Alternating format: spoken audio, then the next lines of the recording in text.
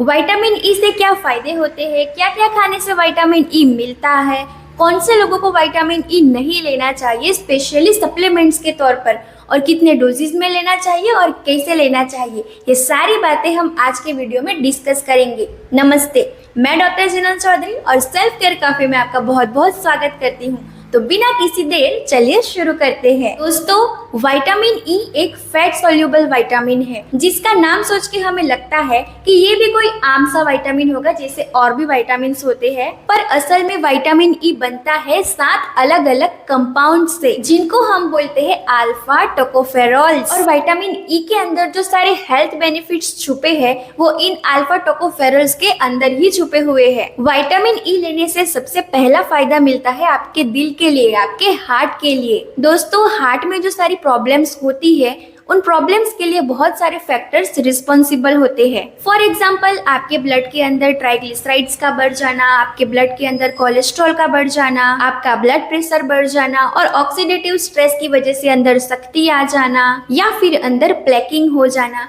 ये सारी जो चीजें हैं वो आपके हार्ट के लिए प्रॉब्लम क्रिएट कर सकती है। क्योंकि विटामिन ई आपके बॉडी के अंदर ऑक्सीडेटिव स्ट्रेस को कम करता है, आपकी बॉडी के अंदर एलडीएल यानी बैड कोलेस्ट्रॉल को कम करता है, आपके बॉडी के अंदर कोलेस्ट्रॉल को कम करता है, ट्राइग्लिसराइड्स को कम करता है, आपके ब्लड प्रेशर पे भी असर डालता है और उसको नॉर्मल रेंज में रखने की कोशिश करता है।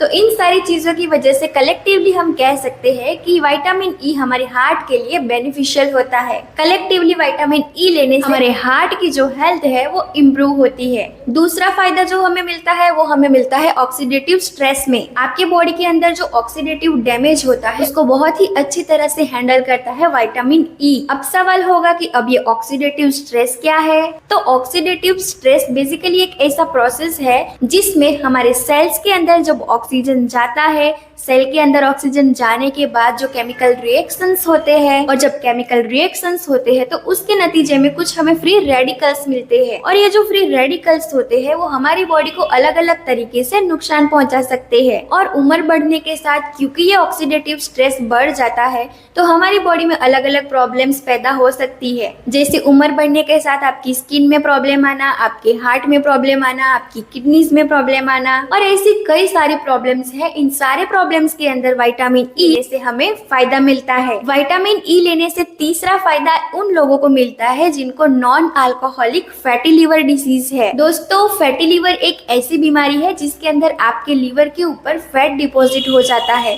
फैट जमा हो जाता है, और उसी वजह से आपका लीवर कमजोर हो जाता है, और उसी वजह से उसके बाद सिरोसिस होके आपका लीवर कमजोर हो सकता है। अगर आपके अंदर non alcoholic fatty liver disease है, यानी कि एक ऐसा फैटी लिवर डिसीज जो कि आप अल्कोहल नहीं लेते उसके बावजूद आपको हो गया है, ऐसे केसेस में विटामिन ई लेने से आपको बहुत ही ज्यादा फायदे मिलते हैं। क्योंकि विटामिन ई आपके लीवर के ऊपर जमा होने वाला जो फैट है उसे कम करने का काम करता है। विटामिन ई लेने का चौथा फायदा मिलता है लेडीज या फिर कह सकते हो छोटे छोटे टीनेजर गर्ल्स को, क्योंकि विटामिन ई डिस्मेनोरिया यानी पीरियड्स के दौरान होने वाले पेन को कम करने का काम करता है, उस पेन को कंट्रोल करने का काम करता है। डिस्मेनोरिया सच में एक प्रॉब्लम है क्योंकि उसके दौरान पेन इतना होता है कि हमारी डे टू डे एक्टिविटीज हम नहीं कर पाते हैं। बहुत सारी स्टडी भी हो चुकी है इस बात को देखने के लिए कि विटामिन ई डिस्मेनोरिया के पेन को कम करने में मदद करता है। विटामिन ई स्किन हेल्थ के लिए बहुत ही कमाल का विटामिन है। अगर आप विटामिन ई लेते हैं तो आपके बॉडी के अंदर कोलेजन का प्रोडक्शन बढ़ जाता है। अब ये कोलेजन क्या है? तो बेसिकली कोलेजन वो प्रोटीन है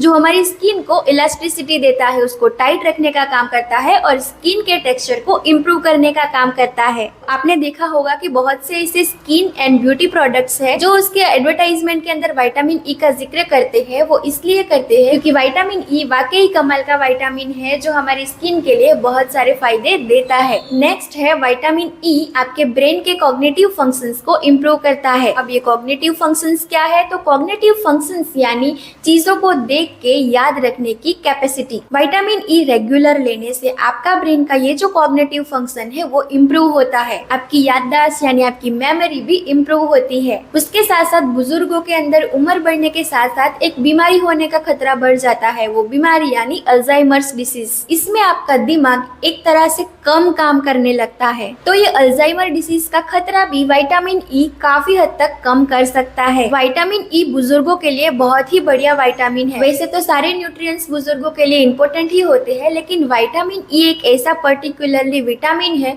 जो बढ़ती उम्र के साथ साथ चेंजेस के कारण जो प्रॉब्लम्स होते हैं उन्हें कम करने का काम करता है। उसके साथ साथ ये आपकी हड्डियां और जोड़ों की हेल्थ को भी इम्प्रूव करने का काम करता है। ये आपकी हड्डियों को मजबूत बनाता है और उसकी मोबिलिटी भी इम्प्रूव करता है। और बुजुर्गों की इम्यूनिटी के लिए भी विटामिन ई बहुत जरूरी है, क्योंकि उम्र बढ़ने के साथ साथ इम्यूनिटी भी कमजोर होने लगती है। तो वहाँ विटामिन ई की मदद से आपकी इम्यूनिटी है वो वापस इम्प्रूव हो सकती है। विटामिन ई आपके लंग्स के लिए यानी आपके फेफड़ों के लिए, आपकी सांस लेने की जो प्रणाली है उसके लिए भी काफी फायदेमंद है। विटामिन ई आपके फेफड़ों के अंदर पॉल्यूशन के कारण जो असर होता है उस असर को कम करने का काम करता है। पॉल्यूशन आजकल दोस्तों एक ऐसी चीज है कि आज उससे कोई भी बच नहीं पाया है, चाहे आप बड़े शहर में रहते हो चाहे आप छोटे शहर में रहते हो, लेकिन पॉल्यूशन तो आजकल हर जगह है। तो अगर आप विटामिन ई रेगुलर लेते हैं तो पॉल्यूशन के कारण जो लंग्स के ऊपर असर होता है वो धीरे धीरे कम होता है और अस्थमा जैसी बीमारी का खतरा भी कम होता है। उसके साथ साथ आपकी लंग की जो इम्यूनिटी है वो भी इम्प्रूव होती है,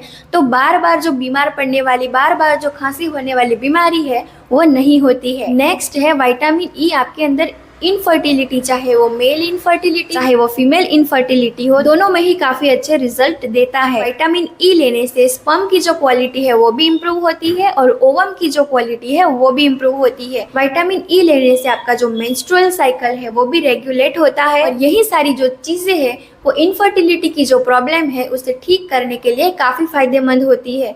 तो एक तरह से कह सकते हैं कि विटामिन ई इनफर्टिलिटी के केसेस में भी काफी हद तक फायदा देता है। अब सवाल ये आता है कि विटामिन ई इतनी अच्छी चीज है तो हम इसका उपयोग कैसे करें? कौन सी ऐसी खाने पीने की चीजें हैं जिसके अंदर से हमें विटामिन ई अच्छी मात्रा में मिल सकता है? तो सबसे पहला है सनफ्लावर सीड्स यानी सूरजमुखी के बीज। उसके अंदर काफी अच्छी मात्रा में विटामिन ई आपको मिल जाता है। सनफ्लावर सीड्स कैसे खाना है? तो आप 1 चम्मच सनफ्लावर सीड्स को ड्राई रोस्ट करना है, घी भी नहीं डालना है, ड्राई रोस्ट करके ही रोजाना आपको 1-1 चम्मच खाना है। ऐसा अगर आप रोजाना करते हैं तो आपकी बॉडी के अंदर धीरे धीरे विटामिन ई के लेवल इम्प्रूव हो जाते हैं। नट्स की बात करें तो बादाम के अंदर और मूंगफली के अंदर आपको विटामिन ई मिलता है। और सब्जियों की बात करें तो ब्रोकली, पालक और टमाटर के अंदर विटामिन ई हमें अच्छी मात्रा में मिलता है। और फ्रूट्स की बात करें तो कीवी, मैंगो और एवोकेडो में हमें विटामिन ई मिलता है। अगर आपको सप्लीमेंट लेना है तो आप अपने नजदीकी डॉक्टर की सलाह से ले सकते हैं। आप 200 mg या 400 mg तक का एक कैप्सूल दिन में एक बार ले सकते हैं। इस कैप्सूल को एक दिन में एक ही बार लेना है और खाना खाने के बाद ही लेना है। ये फैट सोल्यूबल विटामिन है तो इसके एब्जॉर्प्शन के लिए हमारे गट के अंदर हमें हेल्दी फैट की जरूरत होती है। तो अगर आप विटामिन ई लेते हैं तो उसके साथ आपको हेल्दी फैट भी खाना है। उसके लिए आप तिल खा सकते हो, दूध ले सकते हो, कोकोनट खा सकते हो, ताकि आपका विटामिन ई बॉडी के अंदर अच्छे से एब्जॉर्ब हो जाए। अगर आप विटामिन ई ऐसे ही लोगे और गट के अंदर फैट नहीं होगा तो आपका विटामिन ई एब्जॉर्ब नहीं होने वाला है, वो वहीं पे स्टोर होता रहेगा और फिर उसके आपको साइड इफेक्ट देखने को मिलेंगे। अगर आप सप्लीमेंट्स ले रहे हैं तो सिर्फ 3 महीने तक ही आपको उसके सप्लीमेंट्स लेने हैं, उसके बाद उसको बंद कर देना है। मैं तो कहूंगी कि सप्लीमेंट की जगह आप नेचुरली जो सोर्स है उसे खाएं तो काफी ज्यादा फायदा होगा। किन किन लोगों को विटामिन ई नहीं लेना है? तो अगर आप एंटीकोएगुलेंट दवाई ले रहे हो तो ऐसे लोगों को विटामिन ई नहीं लेना है। प्रेग्नेंट महिलाओं को बिना डॉक्टर की सलाह के विटामिन ई नहीं लेना है और छोटे बच्चों को भी बिना डॉक्टर की सलाह के विटामिन ई नहीं देना है। और अगर वीडियो देखते देखते यहाँ तक पहुँच ही गए हो तो उम्मीद करती हूँ कि ये वीडियो आपको पसंद आया होगा। वीडियो अच्छा लगा तो वीडियो को लाइक करें, अपने दोस्तों के साथ शेयर करें और सेल्फ केयर कैफे को सब्सक्राइब कर ले। मिलते हैं नेक्स्ट वीडियो में, तब तक अपना ध्यान रखें। Bye bye.